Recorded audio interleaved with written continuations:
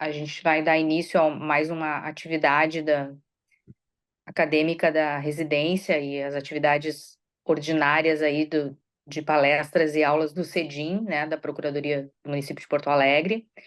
E a gente tem a honra de estar recebendo aqui para falar sobre o caminho do povo negro em Porto Alegre, né? O, o nosso colega Pedro Vargas, que é técnico em cultura e museologia da Secretaria Municipal da Cultura, é mestre em planejamento urbano e regional, especialista em museologia e patrimônio cultural em centros urbanos, formado em História e Administração pela URGS. E como mediadora, a gente recebe aqui a doutora Letícia Marques Padilha, que é conselheira estadual e presidente da Comissão de Igualdade Racial da OAB-RS, doutoranda em Direito, integrante do Núcleo de Pesquisa Antirracismo da Faculdade de Direito da URGS, mestre em Direito pela URGS. Então, desejamos a todos uma boa palestra, né? Enfim, e a palavra está aí com a doutora Letícia e na sequência com o Pedro. Muito obrigada.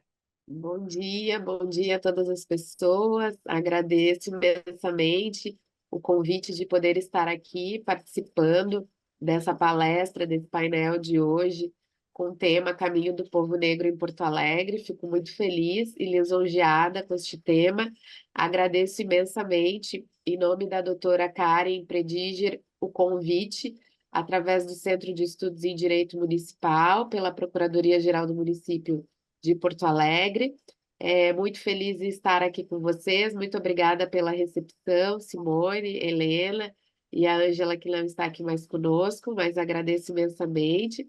E é com muita alegria que hoje, então, nós estaremos escutando um assunto tão importante, tão caro para a sociedade, principalmente para nós que residimos aqui em Porto Alegre, falar do caminho do povo negro com o nosso palestrante, então, de hoje, o doutor Pedro Vargas. Com a palavra, doutor Pedro Vargas, muito obrigada. Bom, eu também agradeço a todos imensamente, e também aos meus colegas da Procuradoria pela oportunidade, ah, e fico, então, imensamente feliz de desfrutar até da companhia de todos vocês e espero que seja um tema relevante para a discussão de todos e eu acho, assim, que eu acho praticamente esse tema muito importante, que é uma questão até de conhecer a própria cidade que nós moramos, não é? A questão e também a questão do apagamento da memória, né, da questão da população negra na cidade de Porto Alegre. E pô, eu vou fazer assim, eu fazer uma pequena digressão do que eu pretendo colocar, né? E eu fico assim à disposição. Vocês podem me interromper a qualquer momento, fazerem perguntas, né, se acharem pertinentes, que eu estou aqui para tentar elucidar. Bom, então eu vou começar então trabalhando um pouquinho rapidamente sobre a questão da presença negra na cidade, a relação do memória e o apagamento, né? Depois eu vou trabalhar com a questão da presença dos territórios negros na cidade, né? Quais são e algumas distinção. A questão do território, me basear um pouco, primeiramente, no trabalho da geógrafa Daniele Vieira, que também é professora da Secretaria de Educação, tem um trabalho premiado nacionalmente sobre cartografia desses territórios negros, mais para a questão da situação, e depois vou trabalhar a questão do Museu de Percursos do Negro, que é uma outra forma também de trazer essa questão da memória, só que dentro da área de patrimônio cultural. Então, vamos pegar um pouco da cartografia e a outra forma seria a questão do patrimônio cultural, a questão da museologia em si, né? Um museu de território. Então, tocar rapidamente então, sobre esses territórios, né? E também colocar alguma coisa dos quilombos urbanos na cidade de Porto Alegre, e depois o que é trabalhar cada um desses pontos do museu, que é o tambor, a Igreja das Dores, a Pegada Africana na Praça da Alfândega, o painel afro-brasileiro e o Bará do Mercado, ali no centro do mercado público. E ainda, né, se a gente conseguir tempo, tentar trabalhar um pouco essa questão do que é patrimônio material, como vocês são todos advogados, desculpa a palavra, com toda a vênia possível, dentro de algumas questões do direito. Tá? Então, seria mas seria mais ou menos isto, para ver se a gente consegue fazer neste 1 hora e meia. E como eu disse, vocês podem me interromper à vontade, tá? Então, eu vou ver se eu consigo, então, passar algumas imagens, porque eu vou trabalhar só, não fiz texto, é só algumas imagens. Ah, é o share aqui.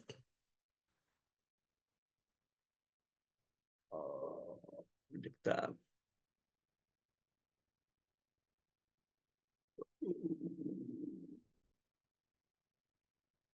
Onde que tá aqui o documento?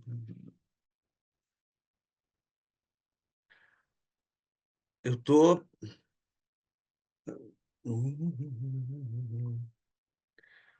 Tá aqui.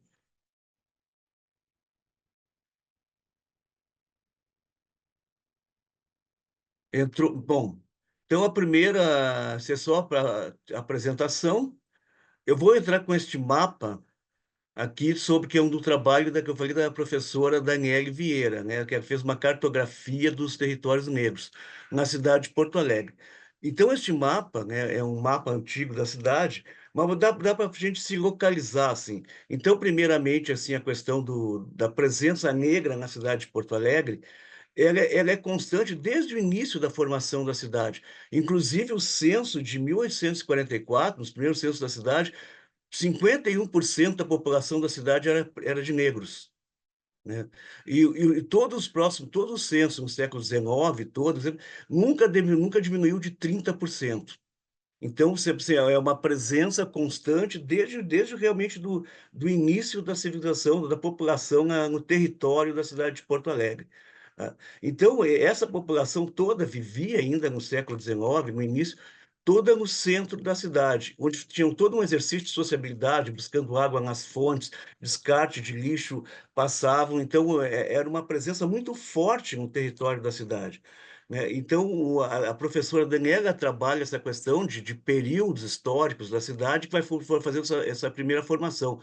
Tipo, depois da abolição, quando essa população se desloca do centro da cidade, mais tarde, no início do século XX, também, com as profundas mudanças urbanas na cidade também, há um novo deslocamento. Então, vocês podem enxergar aqui em laranja, no lado esquerdo, embaixo, que seria onde hoje é a Praia de Belas. Vocês conseguem enxergar bem alaranjado ali, né? Toda aquela região que hoje compõe o Parque Marinha do Brasil, a Rua Praia de Belas, próximo ali também, vai até próximo àquela área onde hoje é a Zero Hora. Em azul, vocês estão vendo o antigo leito do Arroio Dilúvio, que passava pela Ponte de Pedra, e ali tem uma coloração rosa, que é a ilhota, que é onde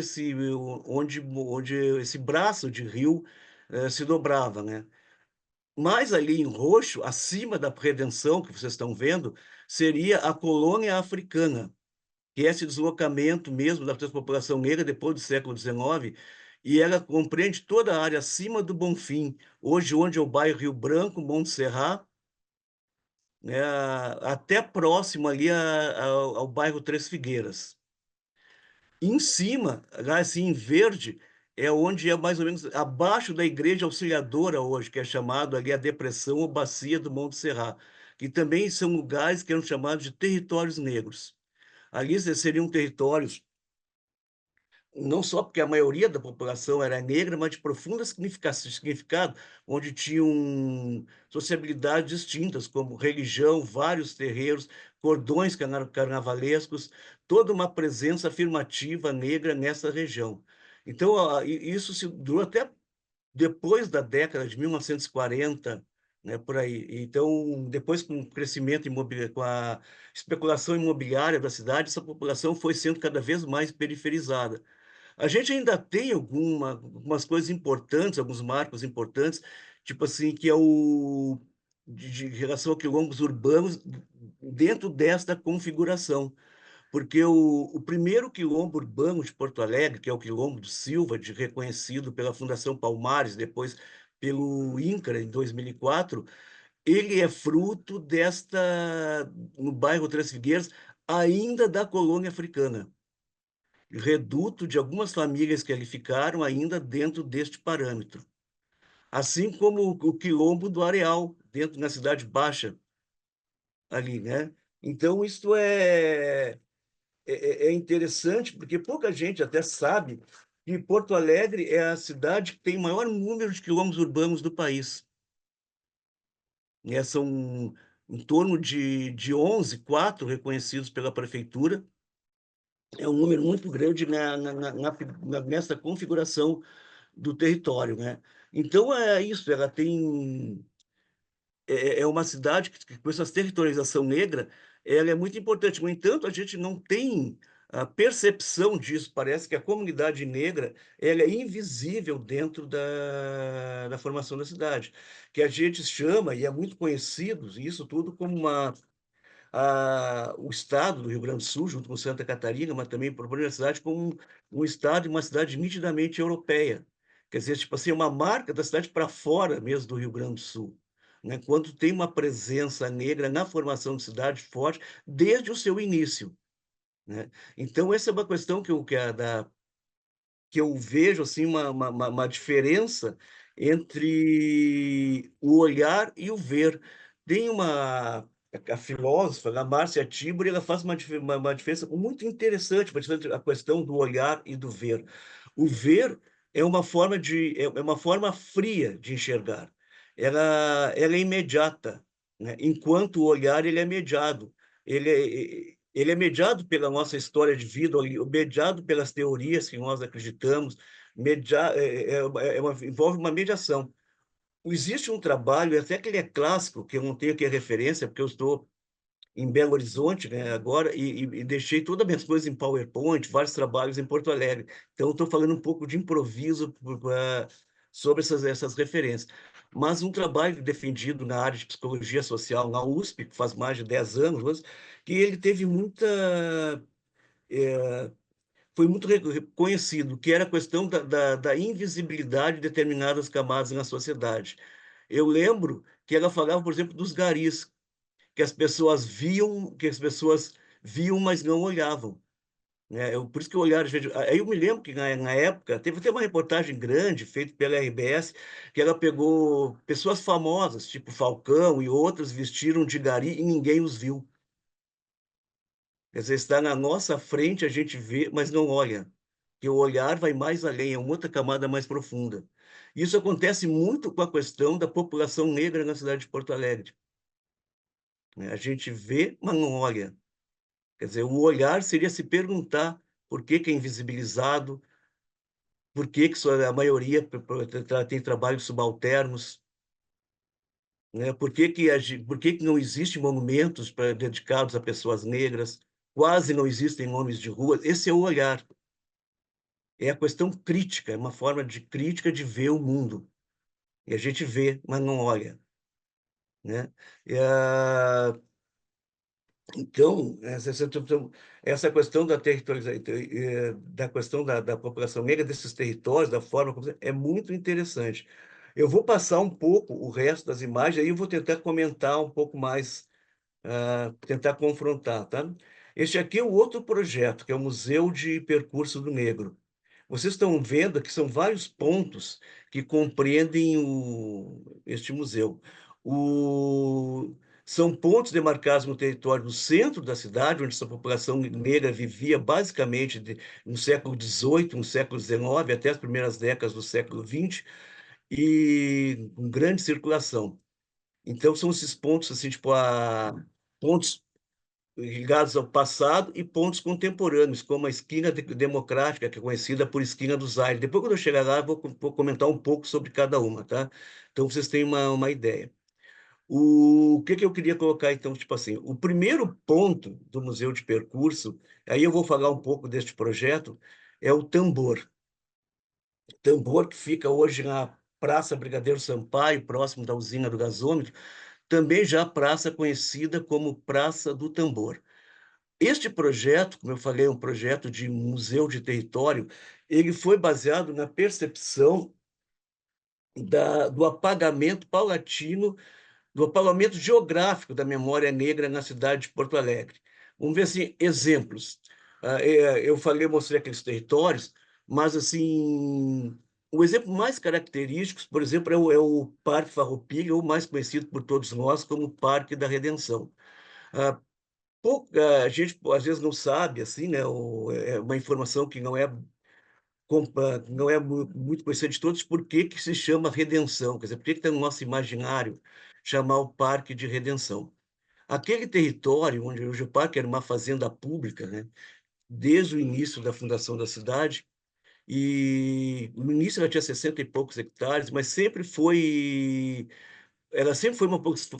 um espaço fora da cidade de Porto Alegre, ligado à questão do lugar para gado, para carretos, mas também de um grande espaço de sociabilidade negra, não só de moradia, mas de sociabilidade, onde os primeiros cronistas, tá, onde os negros se reuniam para fazer seus batuques, se reuniam para conversas, para todas as coisas. Era um território negro também, o Parque da Redenção. Aí, em 1884, existia uma ONG da época, o Partenon Literário, ela fez uma campanha que era a Redenção dos Cativos. Nessa campanha foram angariados fundos para a libertação de escravizados, isso 4 anos antes da Lei Áurea. Então, a Câmara Municipal, no período, em homenagem a este fato, ela colocou o nome de toda aquela fazenda, aquele território de Campos da Redenção, né? Então, é um nome literalmente ligado à questão da cultura da população negra na cidade de Porto Alegre. Então, o que a gente faz? Aí, hoje, se tu entra no Parque da Redenção, tu tem o recanto budista, o recanto europeu, tu tem ali dentro da perspectiva do urbanismo, um desenho de jardim, uma parte francesa, outra relacionada a jardim inglês, né, que é uma outra tipo de explicação, não vem ao caso agora, mas não existem referências, né? Então, quer dizer, assim como a questão das colônias, que nos carnavais dos anos 40 e 50 tinha uma grande circulação dessa comunidade negra pela Redenção, pelas ruas em volta, dentro das suas próprias atividades culturais, eles são apagados. Não existe nenhuma referência no território. Quando a gente vê lá, coloca lá bairro Montserrat, não existe nenhuma placa, é antiga colônia africana. Ninguém sabe. É como se nunca existisse. Então o museu ele se propõe a ser um componente, de trabalhar a questão do apagamento geográfico, apagamento nos lugares. Então, o que que ele faz? Ele ergue monumentos como contra-argumento a essa questão. Quer dizer, na medida que as pessoas enxergam esses monumentos, elas vão voltar de novo a essa questão, deixar de ver para olhar, vão se questionar. Por que que isso está aqui? Por que que para a população negra tem e nós não temos? Qual é a questão? Sabe, é uma coisa que te faz perguntar. E o tambor, ele é ligado também a uma outra característica da população negra na cidade de Porto Alegre, que é a cultura dos percursos. Por isso, um museu de percurso, um museu de território. Ainda hoje, eu mesmo já presenciei uma ou outra vez, até mesmo não sabia, existe, né, ainda alguns terreiros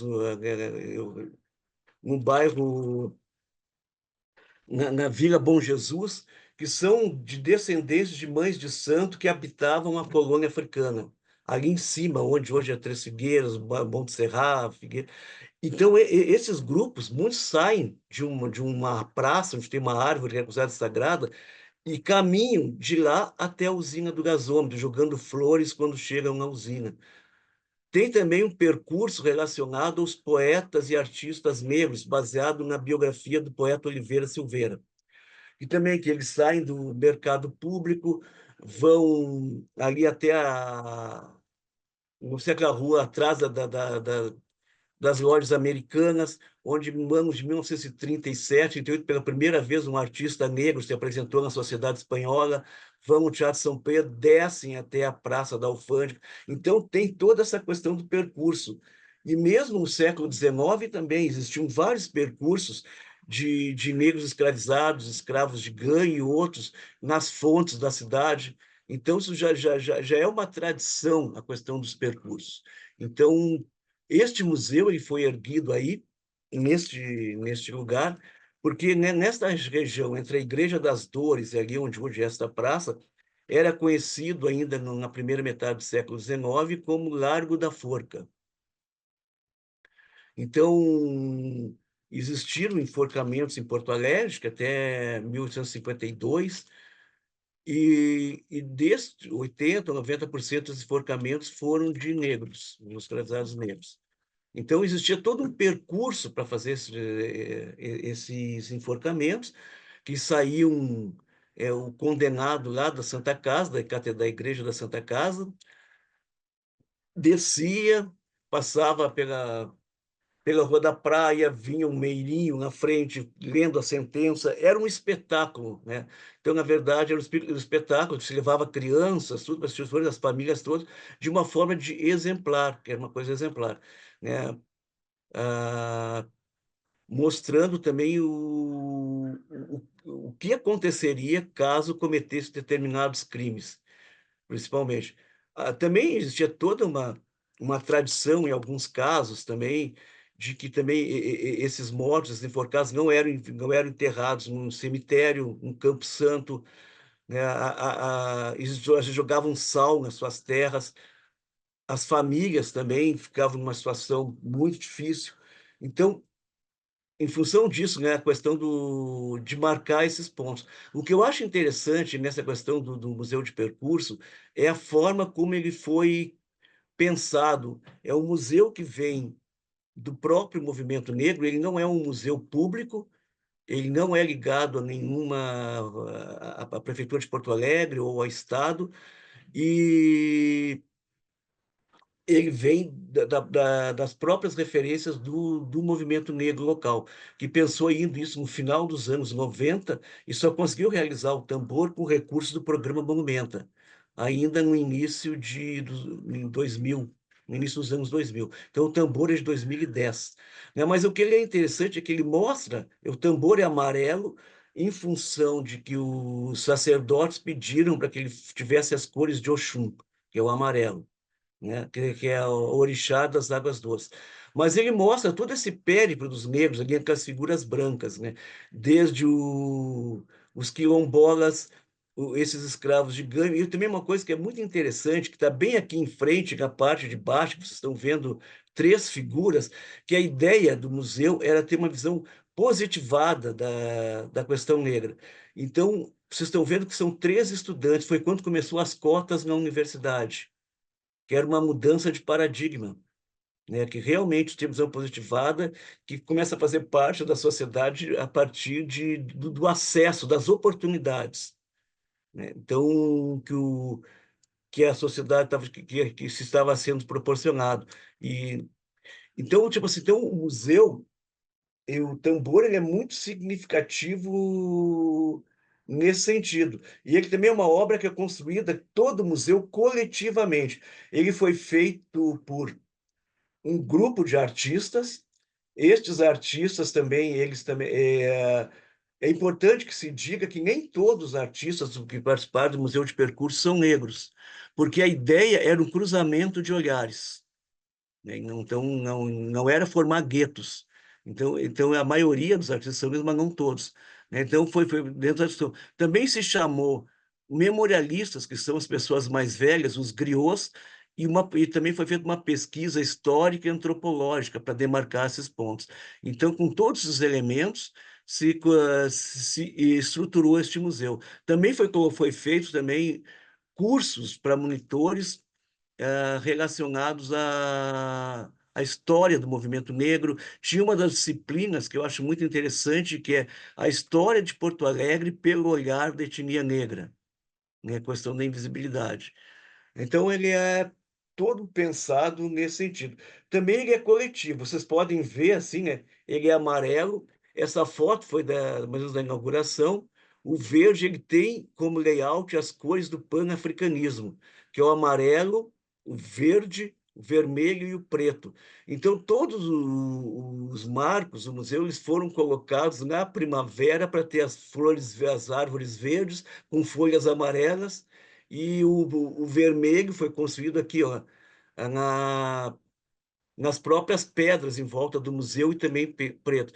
E quem fez essa parte assim do chão do museu foi o pessoal do Quilombo do Silva. Então, ele é muito participativo. Ele é uma obra coletiva, né? Então, interessante.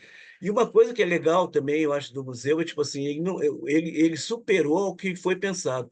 Ele foi pensado nesse sentido de ter um contra-argumento para esse esquecimento, para esse apagamento dos lugares da presença negra na cidade. No entanto, ele se tornou um símbolo também das todas as reivindicações coletivas, não só do movimento negro, em relação à questão de gênero, em relação das mulheres, da saúde, qualquer postura afirmativa, as pessoas, os grupos sociais vão até o museu para dar uma força, para ter eco às suas reivindicações.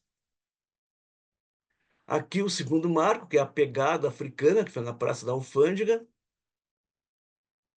que ele é esse aqui é feito pelo Vinícius Vieira, que é um artista e arquiteto, que não é negro, e aí depois que eu disse que ele não, nem todos são, que é interessante, né? Mas assim, então ele pegou uma pegada que é a marca do museu mesmo, né? O museu é o percurso, colocou ali as 5 ilhas, como se fossem os dedos, continente africano, né? São Tomé e Príncipes, né?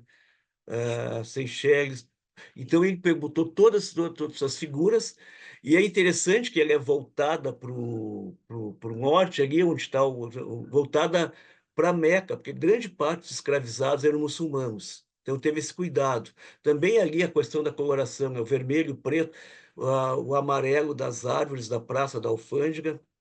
E é interessante também aqui essa pegada, eu reputo interessante por uma questão também de história da cidade, porque Porto Alegre ela é considerada desde 2022, né, pelo programa Monumenta como uma cidade histórica, tem um centro histórico, né? Porque embora a população sempre acha, alguns, mas sempre falava antes que Porto Alegre era uma cidade antiga, mas ela é uma cidade histórica, o que é diferente de ser uma cidade antiga, né?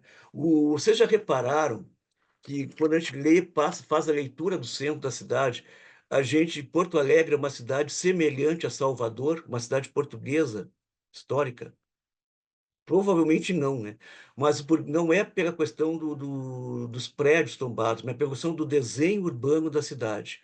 Mas só vocês notem assim, a gente tem uma cidade alta e uma cidade baixa. Tu tem lá em cima a todo o dispositivo administrativo da cidade. O palácio, a catedral, existiam também as mansões das grandes famílias, ligados por um corredor, que é a Rua da Ladeira, que é ser, né, para o porto da cidade. A Praça da Alfândega era o antigo porto da cidade de Porto Alegre, onde ficava o comércio. Então, ela era, na sua estrutura, uma cidade com todas as características de uma cidade histórica portuguesa, né? Isso é interessante do ponto de vista do museu, né? Quando ele estava sendo construído, também essa discussão de ser muito mais que uma cidade antiga, mas também uma cidade histórica no conceito das capitais do país, quer dizer que isso marcava a presença do negro como um ser histórico, que era esquecido como um ser histórico dentro da cidade. Então, é este lugar do antigo porto, onde ficavam as quitandeiras, o antigo comércio, todos esses escravizados que eram marinheiros, remadores, que tinham vários, este ponto ele é essencial para ser uma das marcas do museu, né? E o, então, relacionado, tipo assim, essa questão do negro um ser histórico, também marcado dentro do lugar, do ponto geográfico da cidade que marca o território de Porto Alegre como uma cidade histórica, assim como Salvador, Ouro Preto, ou como qualquer outra no país, né? Uma das poucas cidades com essas características. Tá, vamos passar Temos uma então. pergunta, Sim, professora, sim, pois aqui. não, podem fazer. É uma pergunta da Ana Clara Paz. Gostaria de saber quais seriam os locais que vocês indicam para visitação, para conhecer mais sobre a cultura histórica do povo negro, que é tão rica. Bem, além, eu acho assim, tá, o Museu de Porto Alegre, eu acho vamos dizer, o Museu de percurso do negro, que eu estou colocando aqui, ele é muito instrutivo. O próprio mercado público, que eu vou depois falar com mais vagar sobre ele, ah, mas também sobre essa questão da invisibilidade, eu vejo assim procurar a própria redenção. Quando a gente entra no eixo central, né, ali da redenção, que é ainda de um projeto de 1928, depois feito nos anos 40, vocês vão ver ali que tem todos os recantos, e quase lá no fim da redenção, próximo à Universidade Federal ali, né, quem vem do Colégio Militar, passando pelo eixo central até a URGS, você vê lá no fim quase que uma lápide, uma pedra bem pequenininha que fala dos lanceiros negros, tentando colocar, que praticamente ninguém vê, um monumento feito para não ser visto, exatamente para não ser visto, né, para não ser percebido, né, é tipo assim como que a administração pública na época, teve uma questão de uma consciência, vou botar lá, mas não tem, sabe? Tipo assim, eu acho interessante isso, assim, a redenção é um lugar, isso que ela é um eixo, assim, quando a gente passa, que mostra essa questão dessa territorialização negra mesmo, essa expansão vindo da cidade para aquele lugar que hoje é um parque, subindo, indo para o leste. Também tem esses quilombos urbanos. Ali a gente tem o quilombo do Areal, né? Que onde é que fica ali atrás daqueles quartéis da brigada, eu não sei exatamente bem, que eu não lembro o nome da rua, né? Então, e tem muitos desses lugares. Também, quem gosta, assim, também tem o Bar do Caninha, na Cidade Baixa, também que tem samba todos os sábados, é uma coisa, tem ali muito dessa cultura negra também. E mais ou menos isso, assim, é que a gente tem. Depois teria a questão da Liga da Canela Preta, mas daí é mais buscar. Mas aí precisa disponibilidade de sair. Tinha um projeto muito interessante que foi derivado do Museu de Percurso, que era o Territórios Negros. Ele durou cerca de 2 anos e formou muitos professores, principalmente na rede pública, que ele passava pelo Museu de Percurso, ia nos quilombos e mostrava esses territórios negros, né? Mesmo nesses bairros, né, de classe média alta, hoje ele ia lá e mostrava algumas casas que ainda permanecem, ainda alguma outra, e falava dessa questão da população negra na cidade. Foi um projeto muito interessante, mas que ele não existe mais. É uma coisa que deve ser, eu acho que deve ser retomada ainda, né? Primeiro, até pelo poder público que seria importante. Eu não sei. Eu vou partir agora, eu não trouxe aqui uma figura, mas eu não preciso, que todos vocês conhecem, que é a Esquina Democrática. Então, não preciso colocar nenhuma.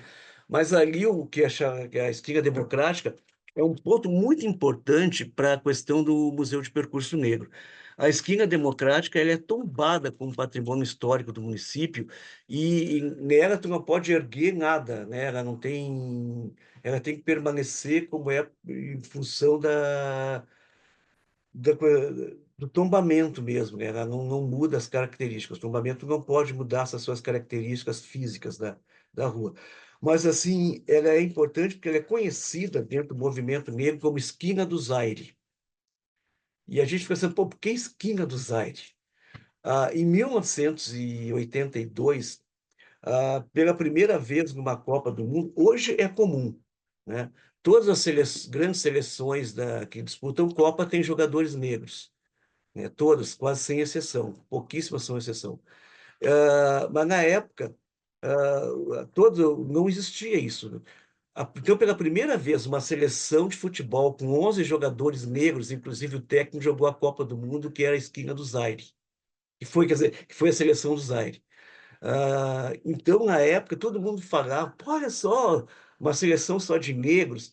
E eu lembro que pejorativamente, naquela época, nos anos 80, muitas pessoas falavam em lugares assim, principalmente na periferia, que tinha a grande maioria da população negra, isso aí é um Zaire. Isso aí é um Zaire, não sei o quê, qualquer coisa. Depois o Brasil até jogou contra a seleção do Zaire, e boa parte da população negra na cidade se dividiu, não sabia se torcia para o Zaire ou torcia para o Brasil. Então, em função disso, naquela vida começou a circular um jornal negro, que é o Boletim do Zaire. Esse Boletim do Zaire trazia notícias dos países africanos, falava da situação periférica da população negra. Então, ela adquiriu um novo sentido. E até hoje, assim, né, quando tem essa descida da Borges, que as escolas de samba descem ali, quando passa na esquina, vocês reparem que o repique é sempre mais forte da escola de samba, em função da esquina do Zaire. Também no final dos anos 80, o movimento hip hop em Porto Alegre também começou lá, nessa esquina.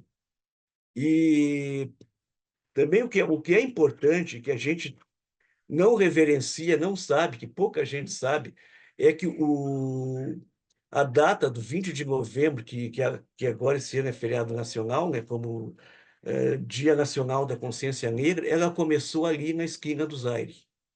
Né? Não sei se muitas pessoas não têm essa informação, mas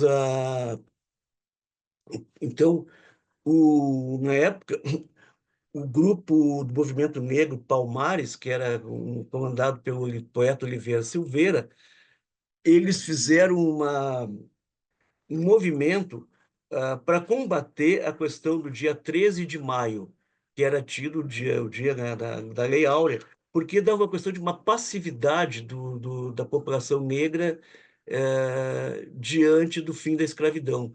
Então, se buscou uma data que fosse melhor, uma data que mostrasse a questão do negro como altivo e que fosse parte deste processo também de cidadania.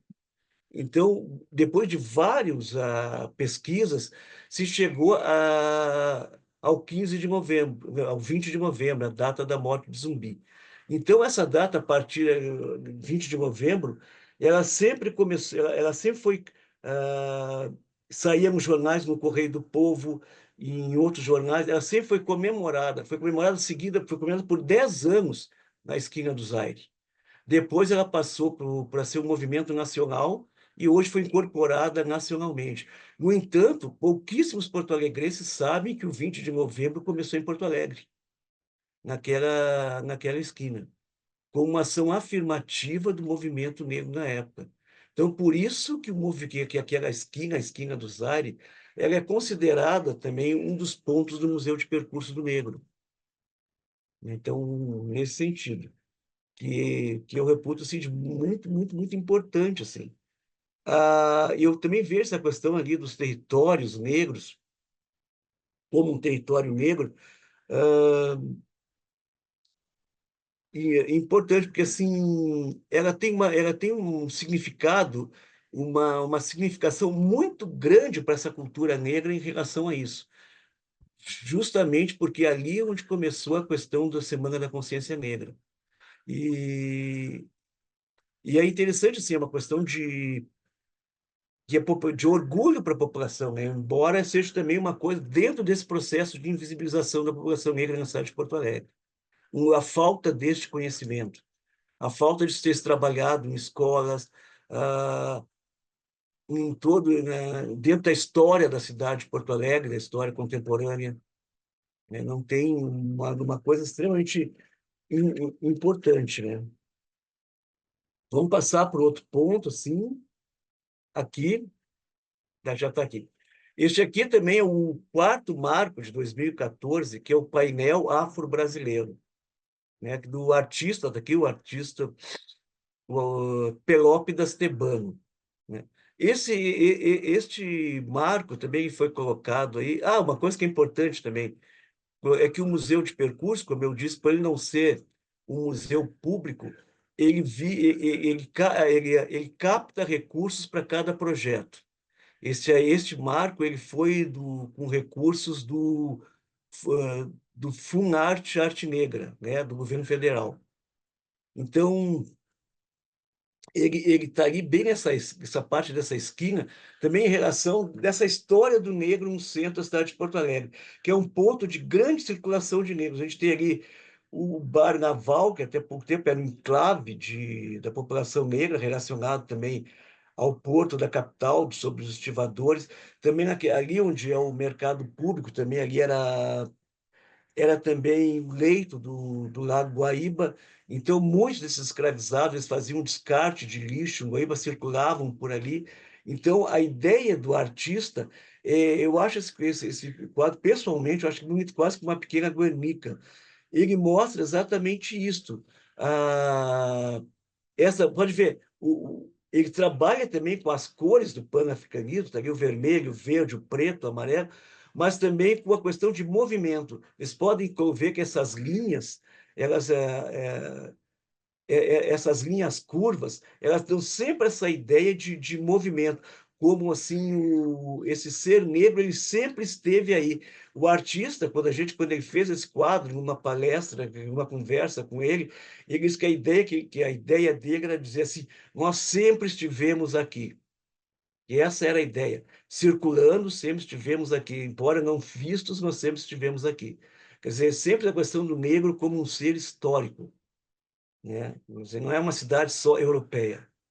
Então, a ideia é que mostra, nós sempre estivemos aqui, não só como lugar de residência do negro, mas também da questão do trabalho negro, né, na construção da cidade.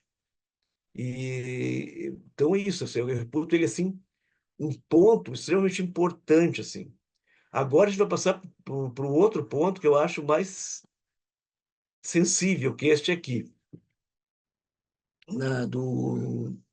do Museu de Percurso Negro, que é a questão do Monumento ao Bará do Mercado. Acho que quase todo mundo conhece, que nós todos, né, boa parte da população, pelo menos, já andou pelo mercado público em Porto Alegre, e quando se depara, vê no centro este mosaico, né, que também é do mesmo artista, o Pelópidas Tebano, aquele que fez o painel africano, junto com um outro artista jovem, que é o Leandro Machado. Os dois fizeram esta concepção de um monumento dedicado ao Bará. Este monumento, a tradição Bará do Mercado, ela é patrimônio cultural de Porto Alegre, né? Patrimônio imaterial da cidade de Porto Alegre. Ela não é tombada, ela é registrada. Depois a gente vai falar a diferença do tombamento para o registro, né? Ela é registrada. Então tem aqui as chaves, que não são centrais, elas são excêntricas, o ferro, que é o elemento bará, se joga, então, sempre moedas ou balas de mel, né? Então, o que é interessante, assim, que esse momento foi uma demanda também coletiva dos sacerdotes de religião afro-brasileira. Ah, e essa é uma tradição, essa questão do barato do mercado, também mais do que centenária. Quando eu fiz entrevistas assim, né, sobre essa questão do Bará, eu consegui chegar, através das entrevistas, a 1885, como já com uma mãe de santo, na época, diz que a avó dela, na década de 1885, 80, já ia fazer reverências ao Bará no mercado público, né? Então, uma tradição mais do que centenária. Ela diz que a mãe dela ia ao mercado público e que também era, em 1930 e poucos, quando era criança, ela também já reverenciava o bará no mercado público. Então, essa questão do bará é muito interessante porque ela remete, assim, ela está ligada ao ritual de apresentação do bará aos novos sacerdotes.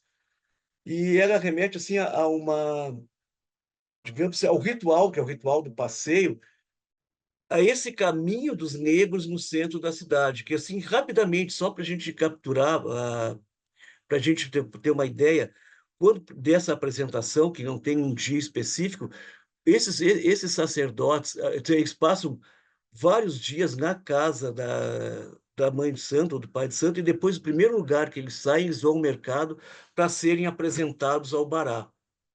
Então, que eles entram ali pelo Largo Glênio Pérez, faz uma reverência, sai lá na outra porta, que o mercado tem 4 portas no centro, que é uma espécie de encruzilhada, sai na direção onde hoje é o Transurb ali, mas para reverenciar o Oxum, a orixá das águas doces, volta, entra pela Borges de Medeiros, adentra essa porta, cruza de novo, em direção à Praça Parobé, que é simbolicamente a direção da Igreja do Rosário, dos Pretos.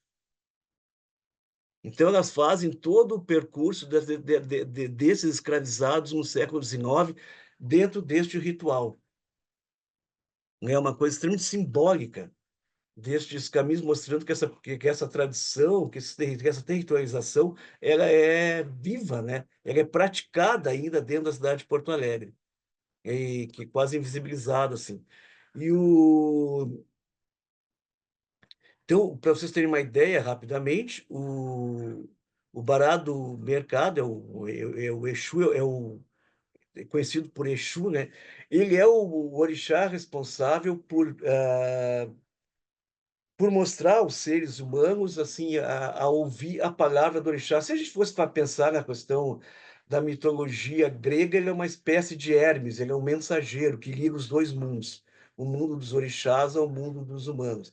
Então ele sempre é o primeiro, é o orixá mais jovem, sempre o primeiro a ser reverenciado. Então, e o Bará é legal também, essa questão, por causa das narrativas que ele envolve, que também tem muito a ver com a história do negro no Rio Grande do Sul, em Porto Alegre, pelo menos. Porque existem narrativas de que, primeiro, que foram os escravizados, que fizeram esse okutá, que colocaram ali no centro uma pedra negra que simboliza o Bará como proteção da cidade, como proteção da população negra, e outras que foi o Príncipe Custódio, que eu não sei se vocês já ouviram, né, já ouviram falar no Príncipe, né? O Príncipe Custódio tem duas versões sobre ele também, que é um personagem muito controverso, né? Uma, né, que é a mais conhecida, que ele era da família reinante do Daomé, né, na costa da Mina, na África, né, no oeste africano, quase frontal à costa do Brasil, e que, na época da colonização inglesa, que esteve lá, o príncipe Custódio foi expulso e ele foi para a Europa, depois veio para parar em Porto Alegre, e ele vivia de uma pensão do governo inglês. Inclusive, ele tinha cavalos de corrida, ele tinha casa na praia, o filho dele foi o primeiro negro na cidade a ter crediário nas cidades, né? Na cidade de Porto Alegre tinha uma corte e que o príncipe Custódio foi ele que teria feito esse ocultar. Muitos desses descendentes do príncipe Custódio, eles foram sacerdotes muito conhecidos em Porto Alegre. Inclusive, a única rua que eu conheço que tem nome de Mãe de Santo, que é a Mãe Apolinária, no bairro Ipu, também trabalhou com o príncipe Custódio, né? Então, o príncipe tinha todo esse poder de ser um obá, né? Então seria, na verdade, alguns dizem que ele teria feito este assentamento. Mas o que é interessante, se a gente pensar bem, é que esses pais, o príncipe Custódio morava na Cidade Baixa, na rua hoje Lopo Gonçalves. E esses sacerdotes, todos famosos, dos anos 40 e 50, eles moravam na região do Monte Serra e da colônia africana. Quer dizer, o que mostra realmente a territorialização negra, a história dessa territorialização negra dentro dessa questão do monumento ao barato no mercado público, né? O mercado público também é considerado, para o movimento negro, o primeiro grande monumento negro, porque foi construído com mão de obra compulsória, ou mão de obra escravizada. Então, ele remete a isso, né? A um monumento construído com a questão da mão de obra negra. Isso é uma coisa interessante, essa questão do trabalho. Lá, quando foi erguido lá o tambor, eu lembro que quando foi discutido a questão de fazer um museu de percurso naqueles moldes, também a população, alguns dos militantes do movimento se opuseram, eles achavam melhor ter um museu tradicional, os moldes tradicionais como a gente tem, né, com objetos, com vitrines, toda uma narrativa sobre a história do negro baseada nos objetos. Mas depois muitos se opuseram a essa ideia também, por coisa de uma questão da autoestima. Eu me lembro que vários desses militantes, que na época eram mais velhos e outros, começavam a lembrar de quando eles visitavam o Museu Júlio de Castilhos e mesmo o Museu Joaquim Felizardo quando eram crianças. Que sempre, e é verdade, que eu trabalhei muitos anos, né, na área de história, de museus históricos também, e não importa assim, se era uma escola pública ou escola privada, isso normalmente acontecia. Quando chegavam os alunos lá na escola e viam a forma como era feita a comunicação museal, como eram colocados os objetos, que tinha lá algemas, gargalheiras, outros objetos de suplício e tortura, não, quase sempre, assim, os alunos não negros olhavam para os alunos negros e falavam assim, ó, vocês, ó, aí vocês, ó. Então, realmente, era uma questão de baixa autoestima, tu trabalhar essa narrativa histórica, museológica, nesses moldes tradicionais e dentro de um museu tradicional. Então, essa questão relacionada ao trabalho é muito importante na nossa cultura do nosso estado e mesmo da nossa cidade, porque todos nós sabemos que quando tem alguma efeméride, né, de qualquer grupo social, não importa se é polonês, japonês, italiano, né, povoamento judeu, ou alemão, tanto faz, é muito comum, assim, a gente está vendo agora a efeméride italiana, sempre nas homenagens, em todos, né, que são justas e merecidas, sempre se coloca assim, o povo tal que com seu trabalho construiu o Rio Grande do Sul. Quando constata os negros, não é com seu trabalho, é com a sua cultura. Então, isso é uma mudança radical de discurso. Então, o museu tinha assim, não, sempre botar, erguer coisas no espaço. A gente não pode ir para o museu tradicional, nem tampouco buscar uma publicação ou fazer um vídeo, um trabalho audiovisual sobre a cultura negra, porque a gente precisa mostrar que tem trabalho. E o Porto Alegre não é só o local, o espaço de residência, mas também de trabalho do negro. Por isso, algo no espaço que envolve materialidade. Por isso a questão do patrimônio material, né? Então, está dentro desses moldes também essa questão deste museu de percurso. Assim como a Daniela trabalhou a questão da cartografia, o museu trabalha dentro de uma outra perspectiva, esses territórios negros, né? Ah, Oi, Pedro. sim, sim, Pedro, aqui quem claro. está falando é a Karen. Tudo bem? Tudo bem? Desculpa, eu cheguei mais tarde. Não, por Eu favor, tô fique à sem, vontade. sem vídeo, porque já te falei, eu tô com conjuntivite. Ninguém merece essa visão. Mas como eu já tinha participado, né, da caminhada ao vivo e a cores, muito interessante. Isso foi o que mais me chocou em perceber como nós temos no estado do Rio Grande do Sul uma quantidade gigante de população negra e como nós reverenciamos histórias, objetos, trabalho, edificações, seja o que for, sempre dos brancos, né, dos imigrantes europeus, como se não houvesse população negra que tivesse seus feitos de trabalho, claro que de arte, que a gente sempre lembra, né? Mas de muito empenho na construção da cidade, na construção das riquezas, e isso foi o mais impactante, assim, que eu percebi, e que realmente nos museus essa história se repete, né? Tem uma supervalorização, e me lembra aquela questão que a Chimamanda coloca, né? Que é o perigo de uma história única. É como se só tivéssemos a história e a versão histórica do lado branco aqui no Rio Grande do Sul. É. E eu me percebo assim, né? Como branca, como descendente de imigrantes, foi sempre essa história que eu aprendi na escola, né? Na minha geração, foi sempre essa história que eu aprendi na escola.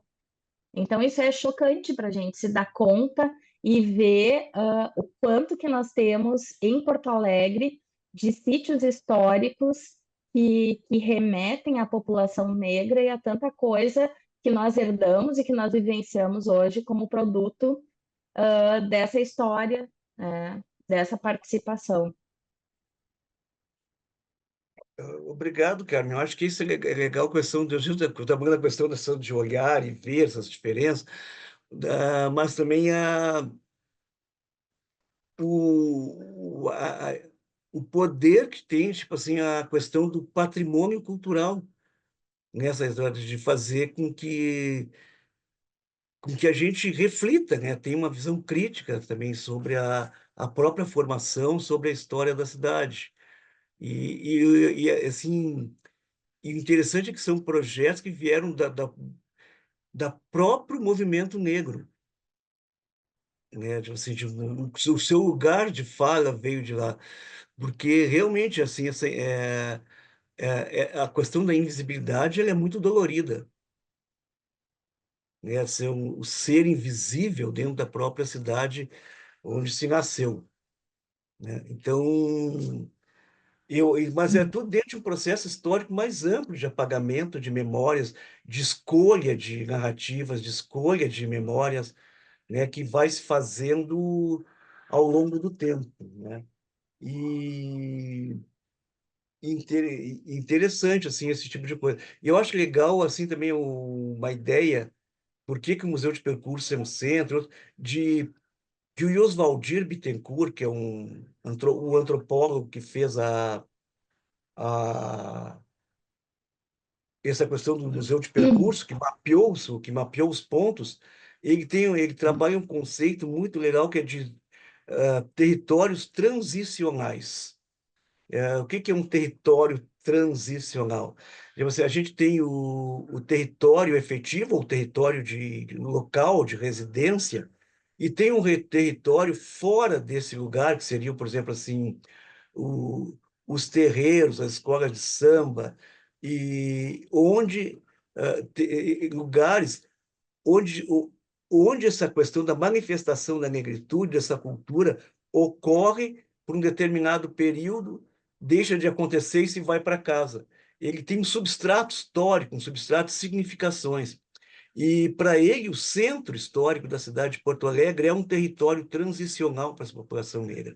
Então, ele vai mais longe, ele mostra que no século XX, ainda, na segunda metade do século XX, era muito comum, para quem é um pouco mais velho, ah, ali nas esquinas da Rua da Praia, outras esquinas, ficavam aqueles caras dançando break music, aquela população negra, ali o lugar depois do footing da população negra, na esquina ali, a esquina do Zaire, a esquina democrática, toda aquela população do centro de serviço se encontrava. Então ele fala que isso é um território transicional, que a rigor, essa população negra nunca saiu do centro, sabe? Ela sempre vai lá para reconhece como seu também aquele lugar, né? Então é um lugar onde tu tem essa manifestação, depois volta para o seu lugar de residência, um território de transição, transicional, né? Que não precisa ter presença residencial física, mas está lá, né? Então essa questão assim do território.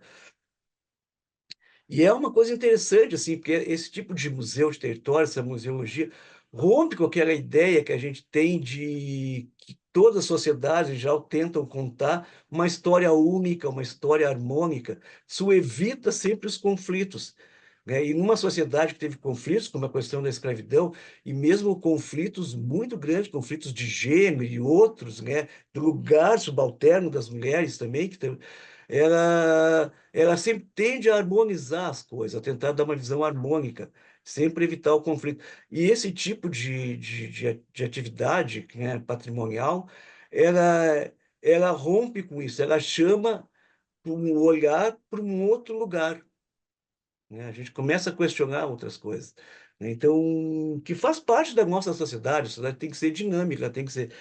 E eu vou tentar agora, já que são 11h06, né? Se tiver interesse em pergunta, Tem em uma passar, pergunta aqui, professor, da Bibi. pode Duas perguntar. perguntas, na verdade. Uma aqui é da Bibiana Castilhos, que ela diz que em uma entrevista ao jornal Sul 21, ativista social Baba Diba de Iemanjá disse que na capital gaúcha não se dorme sem ouvir ao fundo o barulho dos tambores do batuque.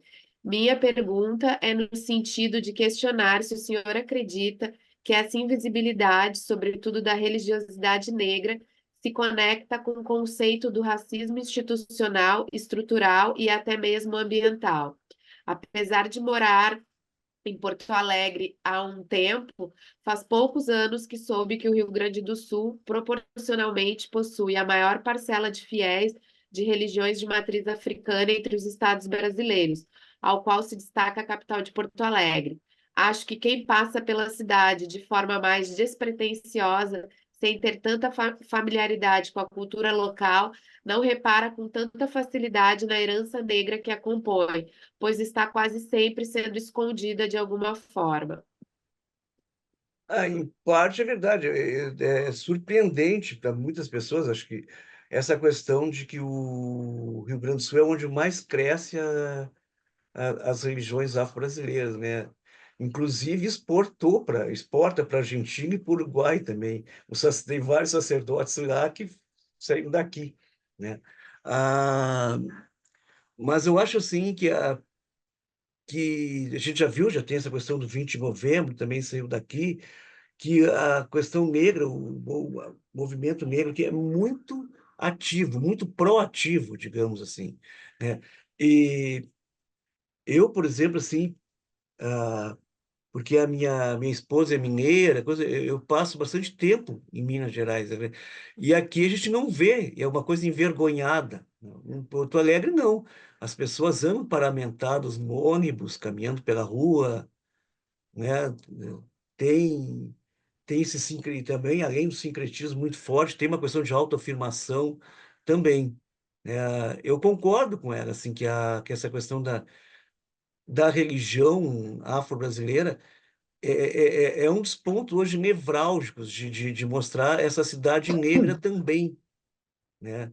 E uma coisa que eu acho que é legal, já tocando nesse assunto do Museu de Percurso, é que eu acho que essa questão de tu enxergar essa população negra, essa cultura, esse trabalho, todos ganham na cidade, todos ganham. A mudança na arte pública é impressionante. E quando a gente olha a arte pública na cidade de Porto Alegre, que eu acho que tem uma boa qualidade, né, a gente tem, em termos de monumentos, todos, é, o Museu de Percurso inovou principalmente na cor. A gente vê aqueles monumentos coloridos que trazem a questão do panafricanismo, essa forma de expressão muito baseada na cor é uma coisa que a gente quase não via na arte pública da cidade. Eu acho que uma cidade que tem essa diversidade, esse multiculturalismo, só tem a ganhar, né? Acho que toda a capital ganha com isso, com esse tirar esse véu de invisibilidade dessa população, de convivência, né? Uma convivência muito melhor e eu acho que também para a identidade da cidade de Porto Alegre. Né? A gente realmente só tem a ganhar mesmo com isso. Um Exato. projeto desse. Professor, tem uma outra pergunta aqui da Alessandra Teodoro Poulos, que ela pergunta, gostaria de saber quais foram os impactos da migração da população negra para Porto Alegre na formação dos bairros e na dinâmica social da cidade.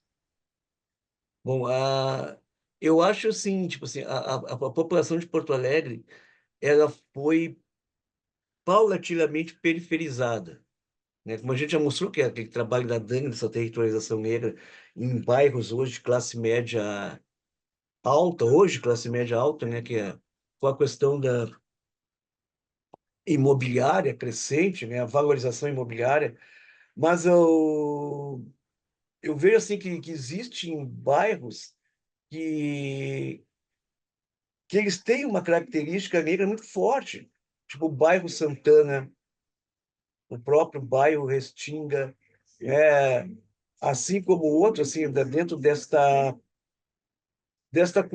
tipo assim, há um substrato de cultura negra muito forte em vários dos bairros da cidade de Porto Alegre, né? Na Zona Sul também, e que se manifesta, assim, tipo assim, do ponto de vista hoje político, quase, nessa questão da formação desses quilombos. E ser Porto Alegre, eu acho impressionante, assim, a questão da... Eu acho que, deixa eu ver se eu tenho um dado aqui de quantos quilombos tem na cidade de Porto Alegre. Ahn, Aqui são 11 territórios autodeclarados quilombolas. 8 reconhecidos pela Fundação Palmares e os demais em processo de andamento. A prefeitura reconheceu até agora. E Porto Alegre, ó, pasmem, é pioneira na emergência de quilombos em território urbano, pioneira no país. Coisa que nem Olha se só, sabe, né? olha só. É pioneira na emergência de quilombos urbanos, território urbano, e também a capital brasileira com a maior presença de comunidades quilombolas. Olha só. Só que ao mesmo tempo, né, professor, a gente tem esses quilombos, só que eu fico, ó, por exemplo, agora que a gente está vivenciando o quilombo Ked ali na Ah, sim. Nilo. É uma especulação imobiliária, fazem de tudo para retirarem eles dali. Eles estão sempre sofrendo com a especulação imobiliária e a gente, infelizmente, como pessoas negras e convivendo, sabendo dessa questão, a gente sabe que é uma questão de tempo só. É uma questão de tempo para eles serem retirados dali. O ano passado, final do ano passado, inclusive chegaram patrolas lá, porque alguns moradores tinham vendido suas casas. Então é bem complicada essa resistência dos quilombos também nesses espaços urbanos, é bem complicada diante da especulação imobiliária. O Quilombo do Silva passou por tudo isso, que foi o primeiro a ser reconhecido. Porque tem o reconhecimento da Fundação Palmares, mas quem demarca o território é o INCRA. E entre essas duas, entre o Palmares, leva muito tempo. Exatamente. E aí, pronto. E aí é nessas É, brechas que exatamente, que tem acabam.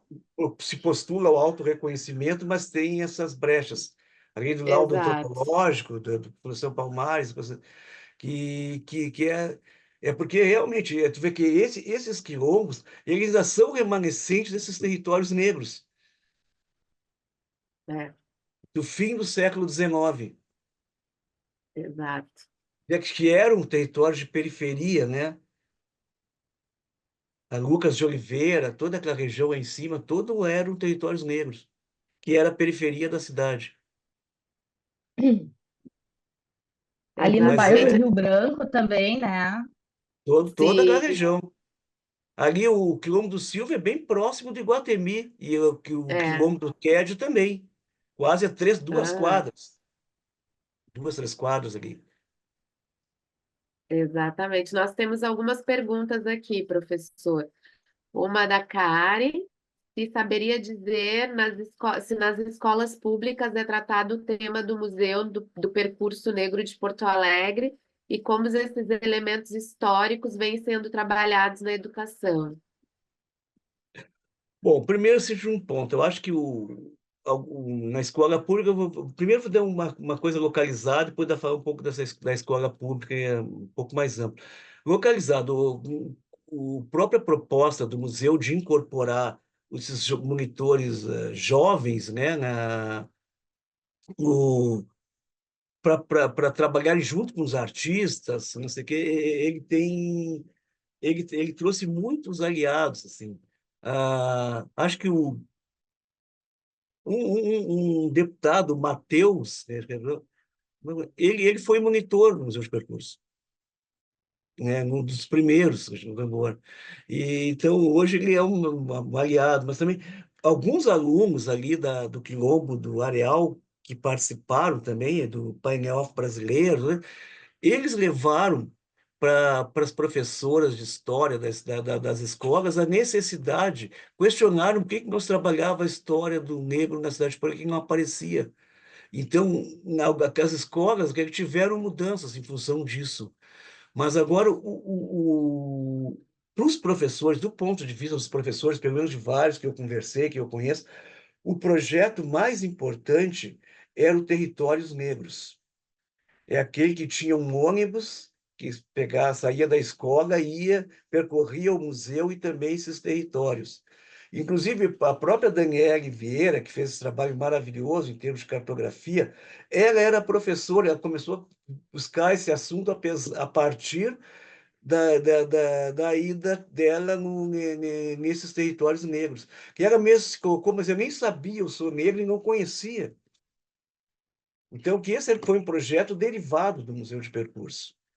né? Que o Museu de Percurso ele era formado por uma comissão entre 6 secretarias do município, mais o representante do IFAM, outro do IFAI, que é o Patrimônio do Estado, e 6 entidades do movimento negro. Então, nessas discussões, se discutia a questão da anemia falciforme, que foi levado para a Secretaria da Saúde, que também era um passava ano passando, começou a ser melhor discutida. A Carris e a Secretaria de Educação resolveram fazer esse projeto dos percursos negros por ônibus.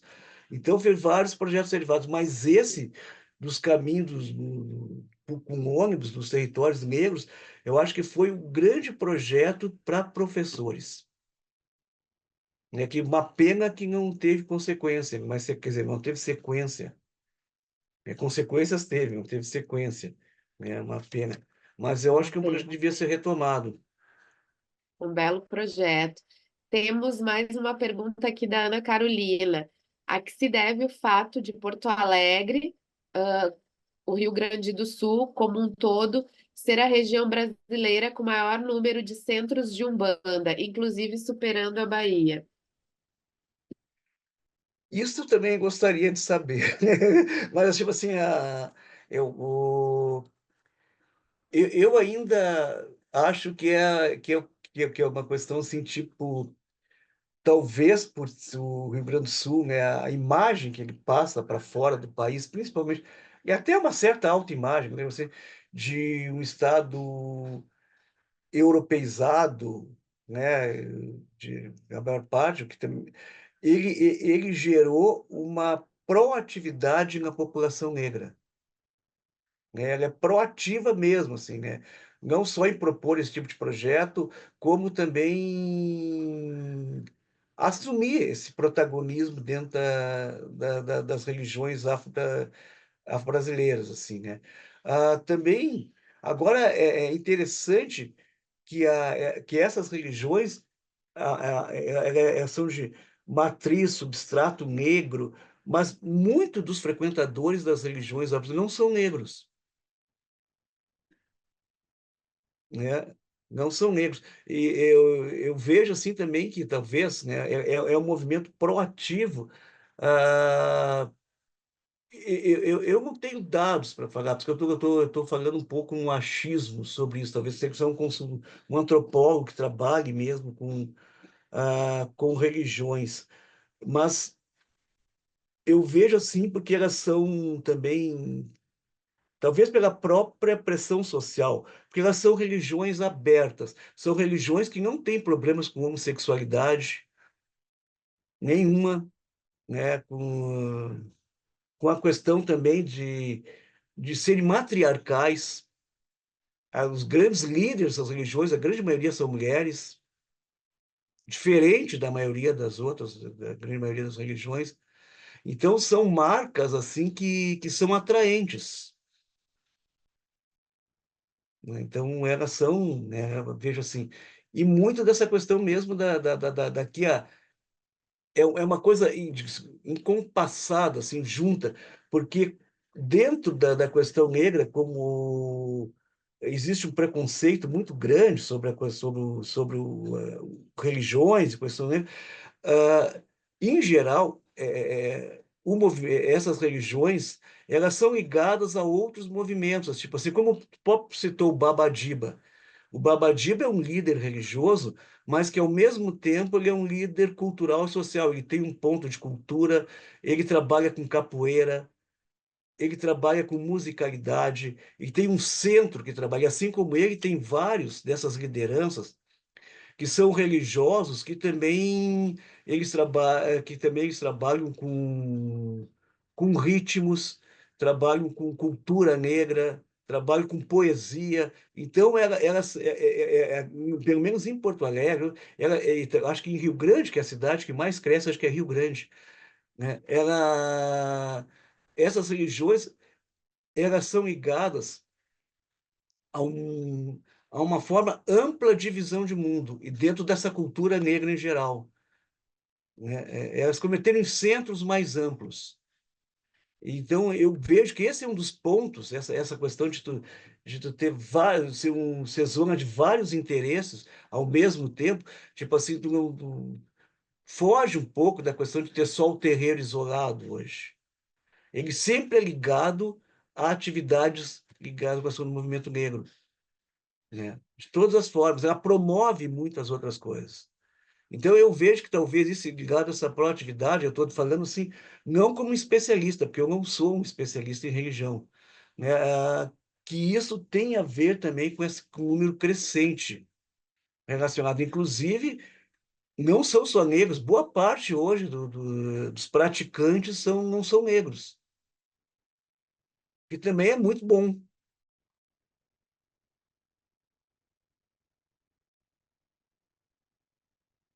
sei se eu te respondi, Eu acho que respondeu. E eu aqui também pensando, professor, acho que também tem muito essa questão essa coisa de pertencimento, de aquilombamento, de união. Acho que isso tudo fortalece muito, justamente por nós termos ficado em tão poucos números aqui no Rio Grande do Sul de pessoas negras, essa questão de se aquilombar, de se unir, acho que acredito eu com que tenha feito com que as pessoas negras tenham se segurado, qual a palavra melhor para dizer, tenham se firmado numa religião, as religiões de matriz africana, para a questão do fortalecimento em grupo. Acredito eu também aqui, Letícia, falando a minha posição, que eu acredito. Mas acho bem interessante porque hoje em dia, a nossa população negra aqui no Rio Grande do Sul é cerca de 16%, e olha toda essa potência que a gente tem, toda essa força que a gente tem, acho que isso vem justamente dessa união e dessa sensação de se pertencer e de mostrar, eu sou negro sim, eu cultivo as minhas raízes, as minhas origens, a minha ancestralidade. Acredito que isso é bem, bem importante, isso é bem vívido aqui na população negra de Porto Alegre, do Rio Grande do Sul em si. e outra coisa que a gente tem que começar a perceber, embora esse número já foi maior, mas diminuiu, que o Rio Grande do Sul, por exemplo, e Porto Alegre em especial, são espaços assim que a sua história é muito ligada à questão da imigração, né? Muito, né? A própria cultura, o jeito de ser, determinada cultura. Mas a gente observar hoje quem são os imigrantes, quem vão ser os gaúchos daqui a 50 anos, nigerianos. A gente só passar na rua. Imagina sobre o sobrenome dos novos gaúchos. Aquecendo. São nigerianos, haitianos, venezuelanos. Então, a nova onda de imigração, né, que vem, são refugiados, na maioria na prática, eles não são europeus, né? E é uma coisa embora já foi maior, mas ainda assim, e todos eles se identificam com esse Museu de Percurso do Negro, né? Esses novos imigrantes. Mas, mesmo refugiados, eles são imigrantes. Em termos de estatística, probabilidade, nas próximas gerações, eles vão marcar também a população do Rio Grande do Sul. Serão novos gaúchos. Assim como aconteceu há 150 anos atrás, 200 anos, né? Os efeitos vão chegar. É verdade, é verdade. Temos mais uma última pergunta aqui, professor, da Cristiane Marcela. Gostaria de saber se a população quilombola residente nessas regiões de especulação imobiliária tem algum suporte no sentido de orientação e proteção para conseguir resistir a essas imposições dos investidores imobiliários que insistem em deixar essa população com a sensação de não pertencimento. Eles têm uma organização quilombola, né? Que é uma ONG que é muito atuante. Ela tem apoio de vários profissionais, antropólogos, advogados, né? Então, e também tem o apoio dos outros quilombos e tem toda uma rede de apoio, que às vezes não é suficiente, né? Mas porque a questão é muito pesada da luta contra a especulação imobiliária, né? Não é uma coisa pesada mesmo. E ganha-se algumas vezes, perde em outras, mas é uma luta constante de afirmação pelo seu território, né? E eu acho, ainda bem que hoje tem aqui essa questão de apoio. E também passa por uma questão também, às vezes, também de política também, de decisão política de apoiar, né? Então, eu não vejo assim, isso não tem uma solução rápida, né? Porque realmente é uma demanda por território numa cidade que está se expandindo, uma especulação imobiliária muito, muito forte. Então, bairros que não eram interessantes há 30, 40 anos, hoje são. Então, quando vivia sossegado, há 40, hoje não vive mais, né? Então, isso não é só aqui em Porto Alegre, é em todo o país, né? Que é uma luta realmente constante. Ainda bem que tem, né? Que essa legislação permite que tenha essa incidência do Fundação Palmares, do INCRA, que tem essa proteção legal, né? Que é a única coisa que é essa, né? Que tem essa proteção legal, mas eu não vejo assim a curto prazo nada a não ser um acirramento dessas lutas, dessa proteção. Pedro e Letícia, eu acho que nós vamos nos encaminhando aqui para o encerramento dessa manhã, né? Desculpem mais uma vez eu não estar presente na abertura, mas Pedro, eu queria te agradecer muito porque eu fiquei encantada quando eu te vi presencial, e que a gente pôde fazer um passeio por esses lugares ao vivo e a cores, apesar de algumas obras no centro de Porto Alegre, um pouco de barulho e o microfone ali da Secretaria de Cultura, que eu acho que não ajudava muito.